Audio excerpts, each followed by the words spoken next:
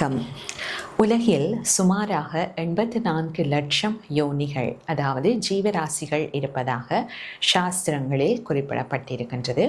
இதில் தலை சிறந்த படைப்பாக மானுட பிறப்பு இருக்கின்றது.